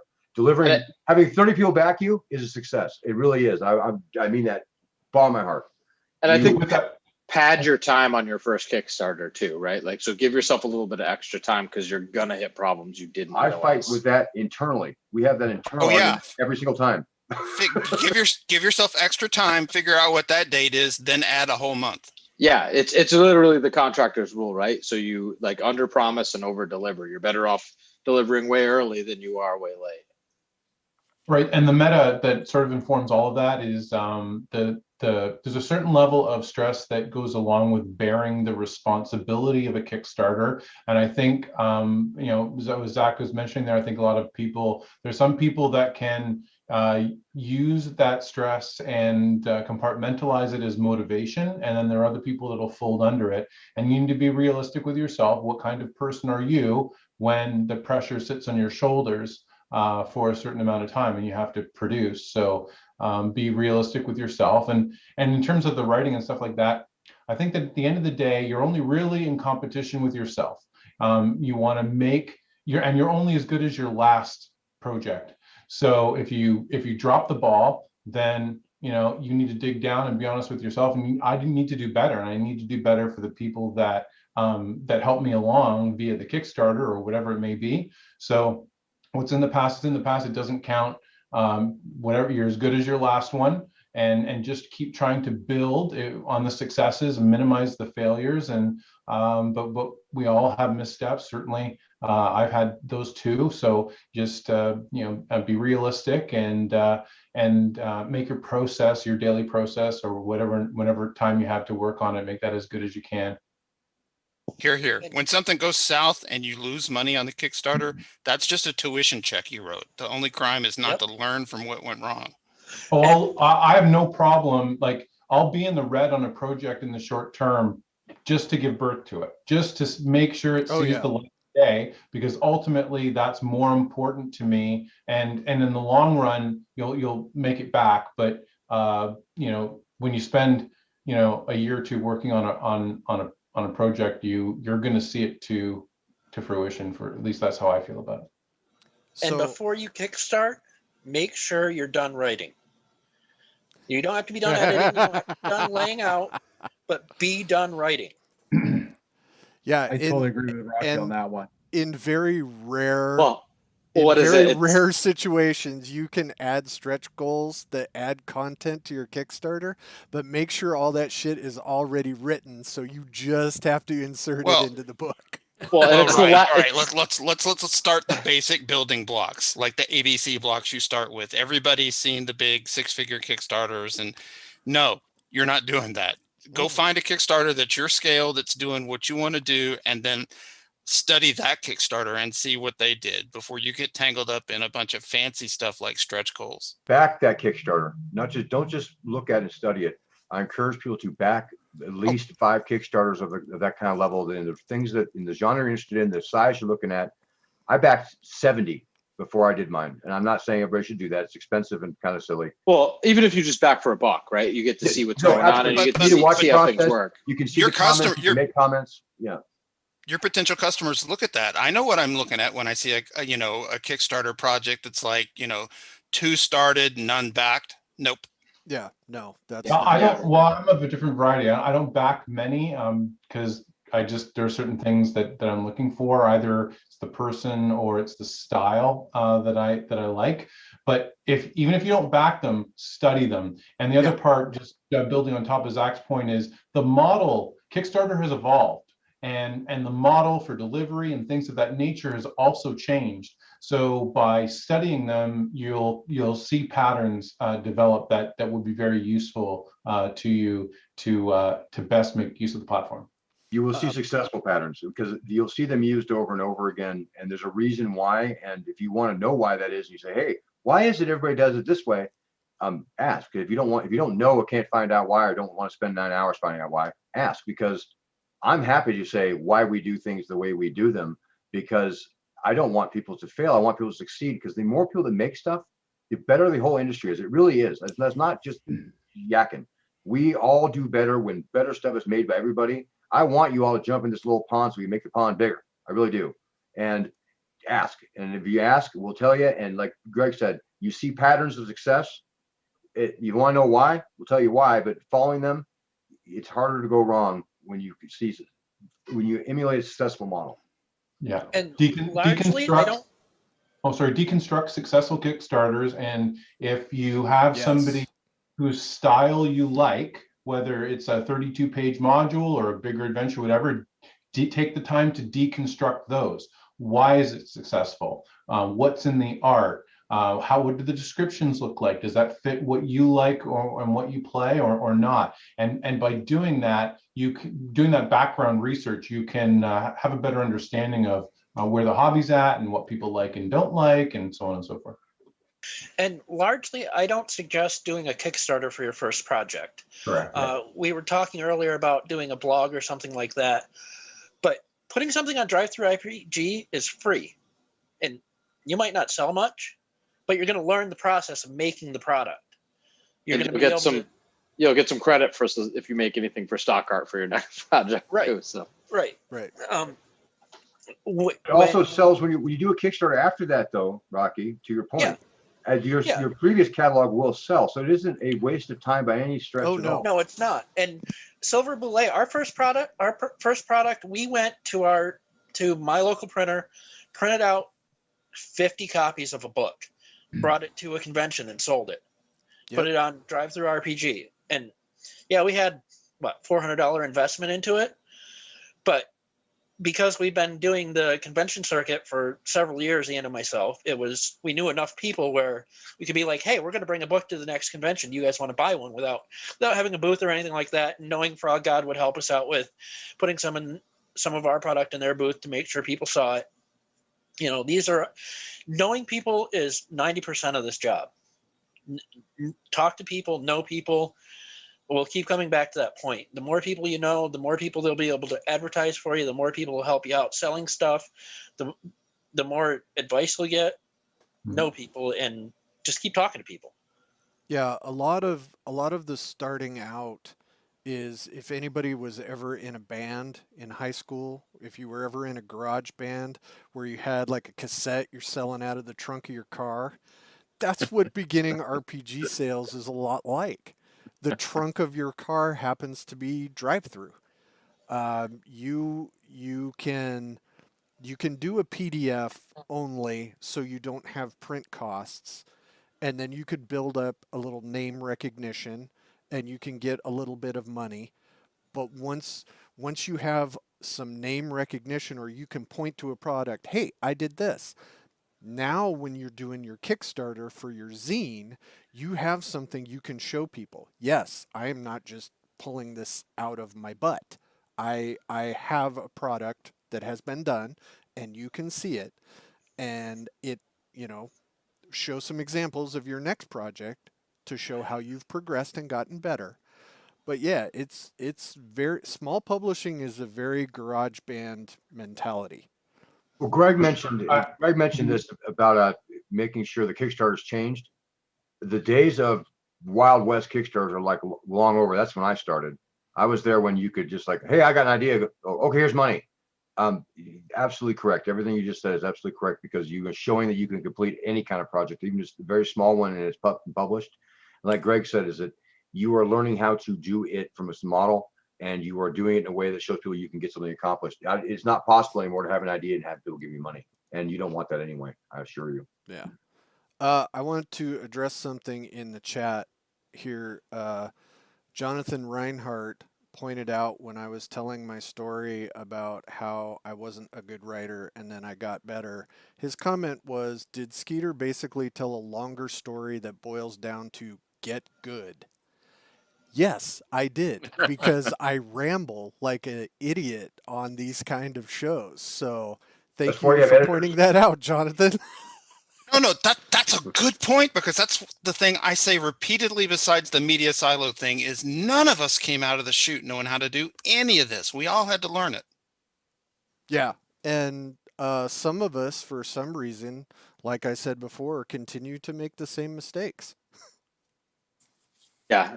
And I think if you're probably asking someone in the industry and they're not telling you, it's because they don't know. You know, It could very well be.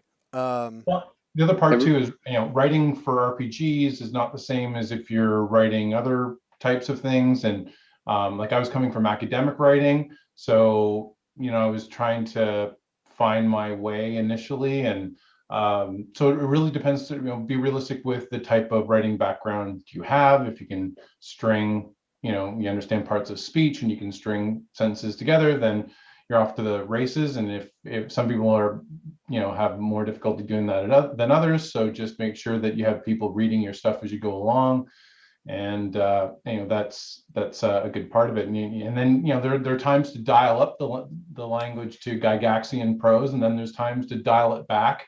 right. And I'm a get right to the point, and I'll break writing rules just to keep it more concise and cover as much ground as I can in a small amount of space. So it depends on exactly what you're doing and how much room you have, and so on and so forth. So.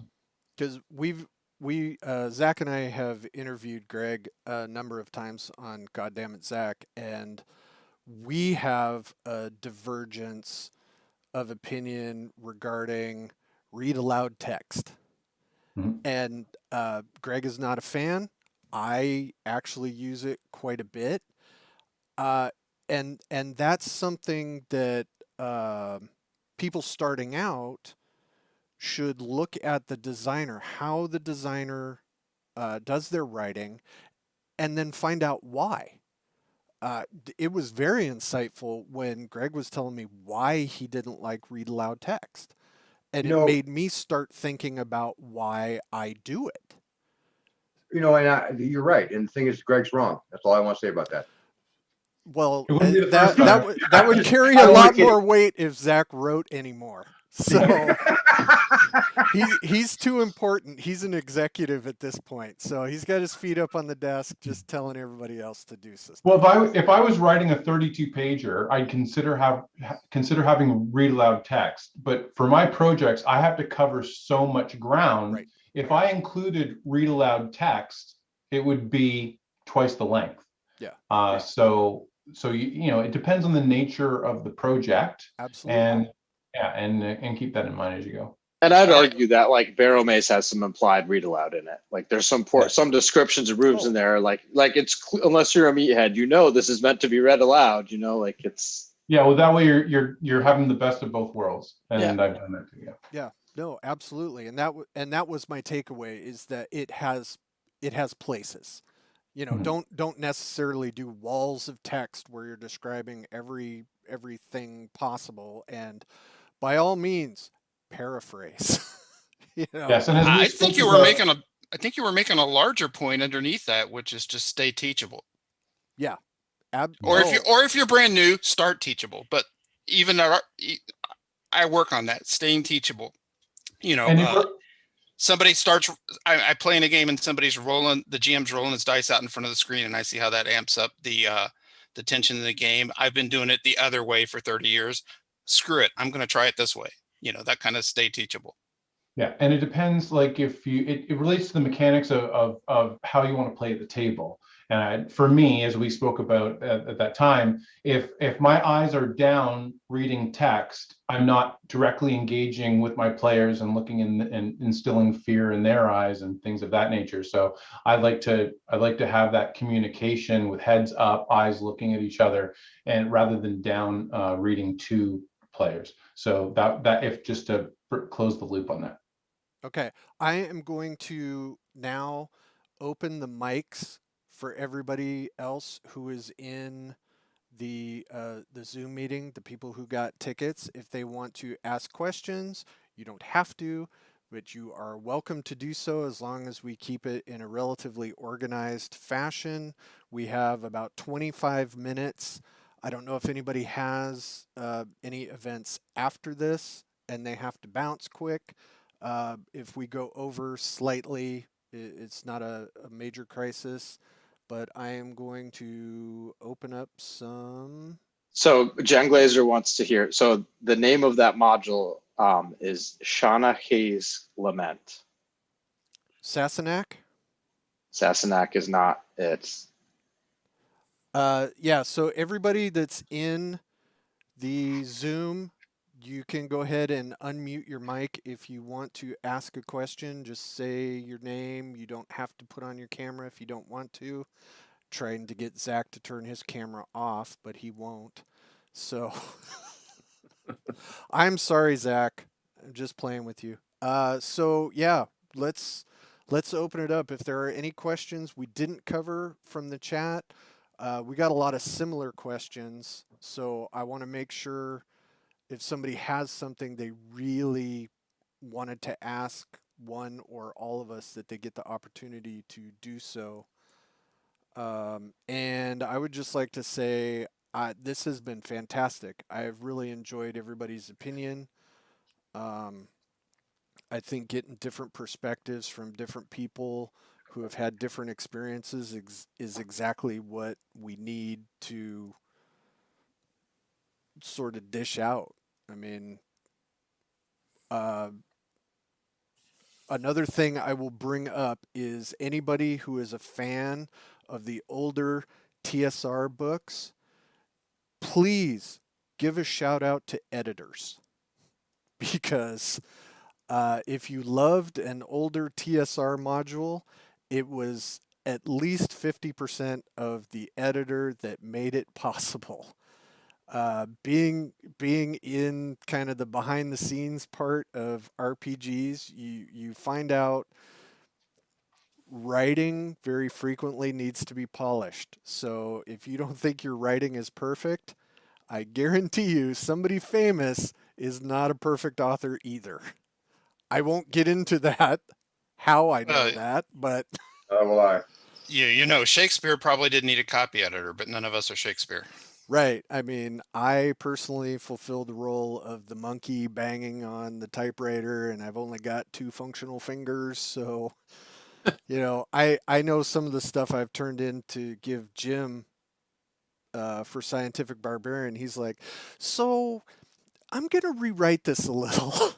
And I trust him 100%. So find. That's why you told me not to worry. You're like, don't worry about those stats. Jim will just put those in. Yeah, What? yeah. Jim will handle that. He doesn't have a lot going on, so. This is why I just hired a copy editor, so I don't have to do it anymore. Yeah. Oh, yeah. No, this is great. So Bill Webb is in the chat, and as far as I resemble that remark, Bill writes things in sort of like bullet points, and then says, "Put game mechanics to this." So that's a little insight into what happens sometimes. If he wasn't so creative, it would piss me right off because for about a decade, that was my job. So, interpreting Bill Webb notes. They're But spectacular. Honestly, they're spectacular. And it's hard to, you want to be just go crazy. It's like, this is not fair. This jerk can write these 3 bullet points. They're so awesome. It deserves to be published and fixed. But he right, does. And they're yeah, awesome. And you yeah, watch his games with 20 people in them, all liking them. You're like, God damn you, Bill Webb. And that's what I want to say all the yeah. time. No, that was frustrating on many levels. But I learned a ton from my time at Frog God Games. I Well, learned what's up I with that? Because outside smoking at a game convention, Bill does not speak in bullet points. No, he no, doesn't speak with punctuation either. he speaks in full stories that would be great. He needs just to have Dragon typing program and just talk the game and then have it come out. It would be much more coherent. He does use a mix of game mechanics from like 3 different Dungeons and Dragons and Swords and Wizardry all twisted together. But though, only so. uses 2 dice, so I can't Yeah, figure it out. It's insane. And now we'll Leave him stop alone now. we'll Yeah. stop hashing on Bill so much. His phone number is no. Wait, Yeah. I'm not done yet. He only Oh. uses 2 dice, but they're this big. Right. True. Right, they're giant. Like a toddler couldn't lift them, you know. It's like one of them gave my daughter a black eye.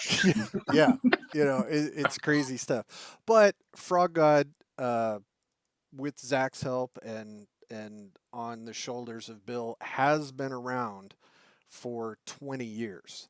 So Frog God has seen some changes in the industry and been able to roll with it, and really has been super helpful for a lot of people. I mean, yeah, it's like everybody raised their hand who has had some help from Frog God. So it is much appreciated from, small publishers to have that accessibility. It really is a big deal. Absolutely. But I'm going to be straight fair here. The way I see it is that you never know what comes back to you, Sharky. You never know the people that you're helping. What you're investing to in a way. You're investing in a hobby. You're investing in our industry, which is, I say industry in quotes, but it really is one. There's real money there, and you are finding your talent comes at you. People who are excited and do stuff. You never know how badly you're going to wish you'd asked them to write something when they're, they're actually working at WotC now. They're, I know that like Jeremy, oh, Crawford? God. Yes, he will start with Green Ronin working on Blue Rose, like Yeah. ways ago. Who knew, right? We wish we know, right? And so, Mike Merles wrote an adventure for Frog God Games when they and were we just Necromancer published it, and it was games. great. Yeah. I mean, okay, so I'm going to tell the story about Levi that I have told multiple times in the small publisher seminar. I used to get weekly, sometimes daily emails from Frog God Games art director Casey Christopherson. Hey, my buddy Levi, he's got this stuff. Where can we, get him in on the schedule? He's got some really good stuff. I think it would work out. And I'm like, it's not going to work with the Necromancer line. I mean, I don't want to bury dude. That if we're going to give him a shot, I want to give him a shot. And I couldn't do it, and I couldn't do it, and I couldn't do it. Axe Jaw's awesome. And I felt awful kind of doing the blow off thing just because I couldn't help the brother out. And then he started putting out his own stuff, and I was like, yeah, I missed the boat on that one. I should have moved some product that in hindsight was not nearly as good, but you don't know. So that's one of the things is when somebody reaches out, do what you can. And you won't always be able to help everybody. But like to Zach's point, you never know who in this series of squares is going to be the next person who comes up with a game that is 7th edition D&D, and they are the person in gaming. It could be Jay, it could be Rocky, it could be Levi. It's certainly not going to be Zach. I don't know if it can be Greg because he's Canadian, but you never know when the next Mike Merles or Jeremy Crawford is going to be at the top of the pile, and you help them out. That is very beneficial. Satisfying is what it is, because Yeah. I'm never going to be the next Mike Merles or Well, Jerry Crawford, but it's satisfying to work with people who become that. And you know what? It's satisfying to see people succeed. And if they have success way beyond what I ever hoped to have, I'm good. Awesome. You what I know, like, sorry. Go ahead, Jim. Push What Zach I out like, of the way. well, no, what I like the best about your story is the story it tells of the persistence of Levi, because I can remember when it was a year or two of North Texas cons where Zach and I hadn't published anything, or at least in my case, not in the last 10 years. And we're outside talking about all the things we want to do. That was the same time, Zach, I'm pitching, I haven't gotten in at Goodman Games yet, and I'm pitching module adventure ideas to Harley Stroh every con I see him at. And it's a bunch of nopes. Like, okay, a mage's castle on an island when they had a magic shell around it. We already did that in DCC 32. It was just that over and over again as I kept trying to get to the idea that was new and they were going to take. It was a bunch of no's. That's my fondest North Texas con memories, is you and me just out there talking, smoking, like, I think I want to publish an adventure. Yeah, I think I want to write a game, years ago. yeah, Okay. no, it's Okay. So 2013. in the And in the it was a bunch of hearing no, like you told Levi no, but we kept on. yeah. So that's a perfect way to end this. We've got 15 minutes. What is your favorite no story where you had an idea and somebody said nope? Zach, I'm gonna start with you. Do you even have one? You fucking golden boy. Yes, yes. Okay. I would like to put some books up to sell on Amazon. No, said Bill Webb. Oh, that okay. No, that counts. That counts. Uh, Rocky. I mean, I don't really have a no story, but I started writing so that I could publish a mega dungeon, and I'm not there yet. So it's not a no, but it's still next month, in the future sometime, right? So all the advice we just gave everybody about not publishing a mega dungeon, you just Yeah, gonna ignore all that. Well, we've got 3 books, 4 I'm books just kidding. published now, and we got 2 more in the pipeline, and 2-3 years from now, that's still my goal and my dream, but someday I'll get there. Yeah, absolutely.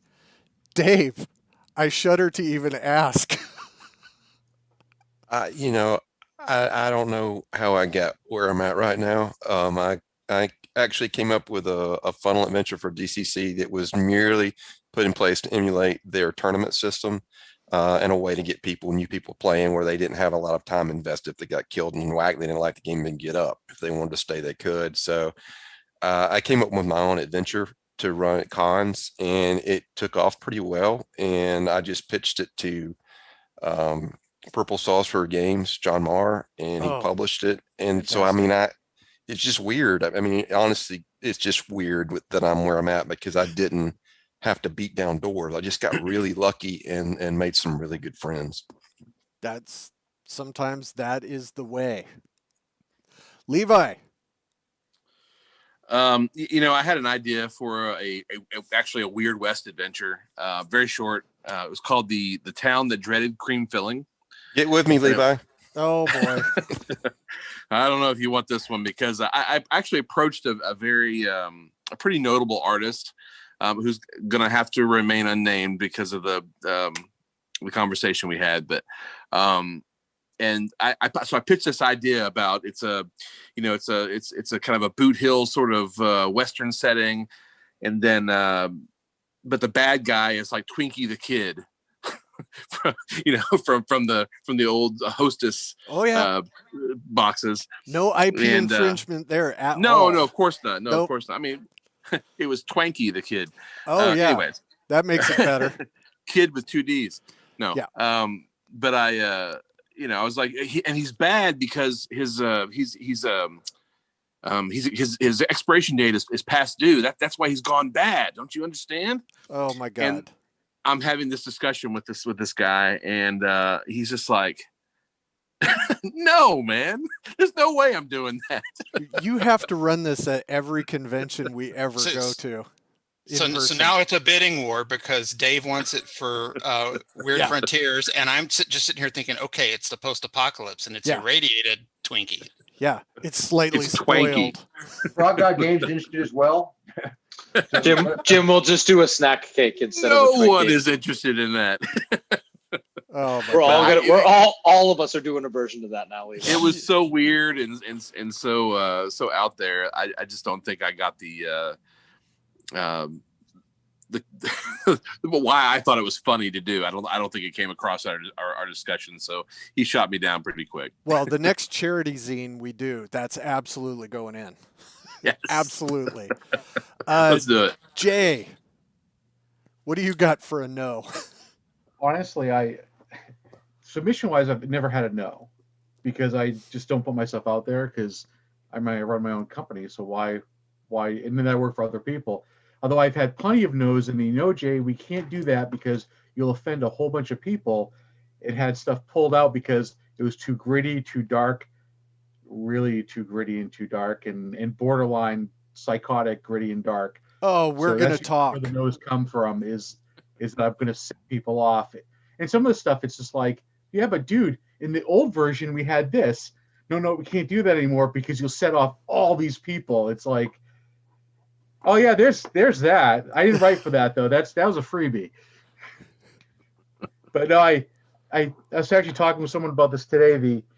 When Cyberpunk 2077 was announced, right? So they're talking about controversial stuff from old Cyberpunk games, and one of them was a picture I did with the gang I wrote, and they were like railing on it. And he's like, "We can't go there again, Jay. We can never go there again. Take this, and this completely out of what you've done, because I don't want to deal with it." I'm like, "Okay, it's not a problem. I mean, if I'm getting paid for it, I don't care. I'll write whatever you throw at me." But I'm more of a you throw stuff at me and I'll write it. I just don't try to pitch to publishers. So I'm too busy. Awesome. Jim, do you have a no? Oh, too many. I was just sitting here going down the laundry list. But one of my favorites is I got whistled in to write some subsequent Purple Planet adventure modules, Harley Stroh's DCC setting that's very Robert E. Howard and Edgar Rice Burroughs. And in doing that, I was on a mission to be super respectful. So I was in a lot of back and forth contact with Harley, so I didn't do anything that messed up his setting. And at one point I had written that in the ancient language of the alien race, they called the Purple Planet Parsum. Ooh. And Harley went for it, said, "That's fine." I put it in adventure, and Joe said, "Nope, too cute." Ooh. I got a hard no on that. And, years later, benefit of hindsight, yeah, too cute. He was right. He was actually right. But yeah, I mean, those things happen. Ian, what you got? Or do you just do your own thing 24/7? Pretty much just do my own thing 24/7. Yeah, I don't. I'm sure people have told me no, but I don't really let that get me down. I was always the kind who would ask and be told no because I'm in the same spot I am. If I'm told no, then that's a great philosophy. I mean, it doesn't hurt to push something out there, and if somebody says no, it's like, all right, whatever. We don't tell them no. We just edit it after we get it and copy in the back. Which I'm fine. Yeah, and I'm like Jay with that. It's yours. It's yours. You do whatever the hell you want. Greg, but Greg, have you ever had a no? I've had plenty of no's. Okay. So my training in graduate school was very combative and adversarial. And no way. You were told that you sucked and you need to, crawl back to your hovel and rethink your life. And so through all that experience, I definitely received no's, and I've transcended them all. I just have a vision for who I am, and I know how tenacious I can be when somebody tells me no. And I've probably gotten to the point where I'm more interested when somebody tells me no. Oh, so you think I can't do that? Watch me. And so that's the kind of personality I have. And it's because I had terrific parents that gave me a self-confidence at a young age, and it's seen me through all the different no's I've had in my lifetime. That's I great. think I think that's the trick to small publishing, right? Is that everybody up here you're looking at are people who just, despite failures, just keep grinding away at stuff. We'll just sit down at a keyboard and pound stuff out. We'll try another idea because the last one failed. And that's what you do, right? Like that's how we get better. And it's what most of us love to do, I think. It's not to Well, get rich. people will try to pigeonhole you too. They'll say, "Oh, well, you write all this weird stuff, or you write this genre kind of material," but then somehow they don't think that you can write, just your typical fantasy stuff too. Like as long as you're interested in it, and as long as your feelings about it are genuine, it's kind of weird when people pigeonhole you. They just think it's like getting typecast. You mean like you don't write anything? That pigeonhole? Oh, okay. Here's where Levi comes out as a romance author under a pseudonym, I bet, right? There are actually, I'm not going to. Johnny Glidewell. Yeah. We have an author that works for us that has worked for us for years that does romance stuff under a pseudonym, and he does awesome job. And I'm not going to say who, but that's very possible. I got one of his books and read it, and it was a good story. I bet it was. It was. I mean, it wasn't what you think of in bet it was because he does a great job in the fantasy stuff. So yeah, I didn't mean that as a joke. I'm serious. It was amazing. I checked it out and it was pretty fantastic. Okay, so we're in the last stretch. Does anybody have any projects coming out soon they want to talk about right now? Go. Quick like a bunny. Go, Jay. You're muted. Disqualified. All right. All right. Subterranean Aliens from Flint Dilley. We're going to premiere the beginnings of it at GaryCon for 2 sessions. So come check it out. We got slots open. So Flint's going to be there talking or playing it, and he might bring in some celebrity people. So he just said, "Wait, is it all celebrities?" I'm like, I don't know. We have to have players. What? We have to have players? I'm like, you don't have to. Players. It's like, well, get players and I'll get some fill-ins. I'm like, okay. So we're going to be showing that off. Come check it out. It's really cool. You check it out. The stuff I did something with them for unrelated Buck Rogers thing, and it was awesome. It was the most fun and fun to watch and everything else. I would do what he says. Buck Rogers, that thing that we did with Zach, that's on hold for a little bit due to more legal stuff that exploded up. So but we'll come back to that because I got a whole bunch of stuff I did. I even hired artists to start doing art for new Buck Rogers stuff. So it's like, damn it. Oh, awesome. Levi, what do you got cooking? You always got something on the hot plate.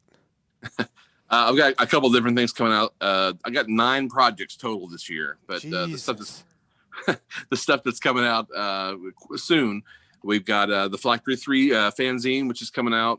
That's going to be more of the same that you had from Phylactery 1 and 2, just kind of plug and play, straight to the table sort of fantasy content. It does have that sort of grindhouse feel that that I've interjected into a bunch of other projects. But then I have Ray Guns and Robots with Ed Bickford. He and I are working on that. Some of you are going to be familiar with his illustrations and artwork. He's just a fantastic artist and a really good dude. And then after that, I'm doing Jungle Tomb of the Mummy Bride for Dungeon Crawl Classics, which is just a ton of expanded content. That's coming out probably late spring, early summer. Then there's going to be a couple different projects from some new authors. There is a very strange. I don't even know how to describe accurately describe it and do it justice. But it's called Parts Unknown by a very gifted author, Timothy Burns. He actually helped me write Skullcano. So there's that one. There's Onskogen, which is a Norwegian horror zine that's coming out. And then I have a Halloween zine that's coming out that has the illustrious title of King Tut's Rootin' Tootin' RPG Extravaganza and Western Wear. So that is a mouthful, but it beats the title. Does this have Twanky the Kid in it? No, no Twinkie, but it's very Halloween themed. It's going to be like the famous monsters of Filmland and those old horror comics you had when you were a kid. Little Fangoria, little Universal monsters, plenty of that public domain stuff. But that and there's a few other things, Phylactery 4, and then there's a couple other fanzines that are coming out. But yeah, a lot. A lot. All right, who else has something? Ian and Rocky, Silver Bullets. We have a couple projects in the works. One is a sequel to our last Kickstarter, Creeping Cold, which is pretty close to finish, and the other is a fantasy setting of adventure paths that's like as a thieves guild essentially. But I also Shaunahi's Lament, which is this is the last day for Kickstarter on that. We also 6 hours on Indiegogo. Yeah, and Black Lung, like I said, we just put out right about December with, and that one, like Greg's got a unique monster in there. Jim's got a unique monster in there. Skeeter's got a bunch of cool. That thing has 10 different game systems in it, and it's really got some pretty cool stuff. So I encourage you to check that out. And every dime goes to charity. So everybody who did stuff for it donated their time, which is pretty freaking cool. For those who care, a tight pro layout and fantastic art. Yeah. For a charity zine, it's way more beautiful than it has any right to be. It's really nice. Yeah. Greg. Yeah, so have an update to the OSR version of Highfell that's coming out very shortly. I am working just on the tail end of the 5th edition conversion to Highfell. Thank you, Zach and Frog God, for connecting me with people who could help me with that. I have a new Kickstarter that's going to run in the spring for my next Mega Dungeon project. And 2021 marks the 10th anniversary of Barrel Maze. So I'm doing a new cover with a retrospective introduction by James from Grognardia for that. So it should be a pretty good 2021. Fantastic. Have you picked an artist for the cover? You don't have to share that. If it's the too early. The cover for the next project's already done. Wow. I'd love. I'm dying to take a look at that. Dave, what's cooking? Just let you guys know that you can still back late for the Weird Frontiers RPG. That's not gonna last any day now. The PDF is almost ready to drop, and once the PDF drops, I will be removing the late back option. So it's a pretty sweet deal. Big chunky rule book and 5 stretch goal adventures, and we're getting really close. So what I'll probably do is drop the PDF, give it a month for proofers to find any typos that we may have missed, and then she's going to be off to the printers. So that's what's coming out from me. Where do we go to back that? I'm one of your backers. I can't wait to get my copy. Thanks, Jim. Where do we go to late back that? Oh, you can find it on the Kickstarter website. Unfortunately, I couldn't change the original name was Dark Trails.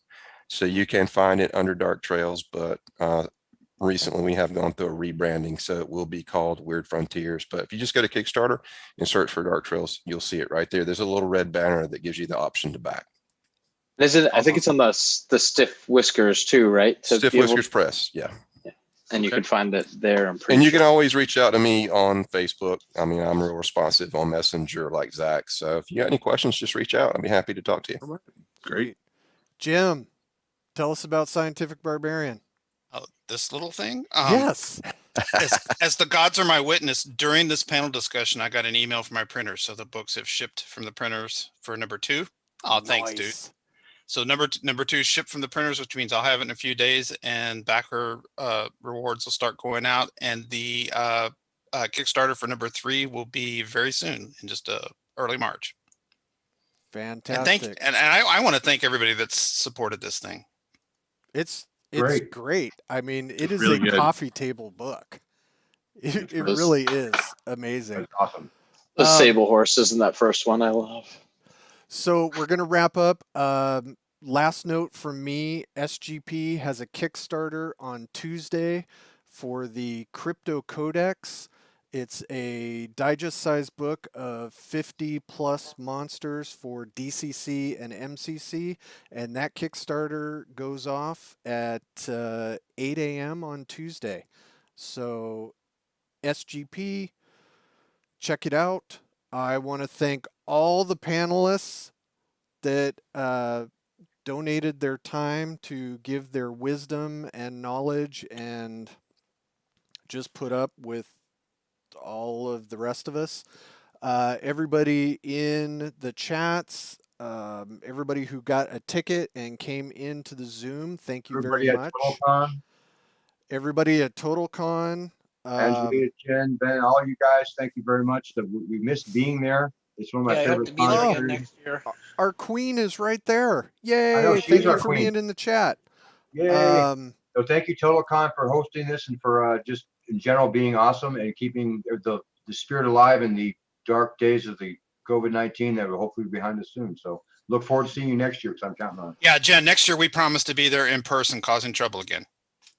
Yeah, I sure hope so. for sure. Thank you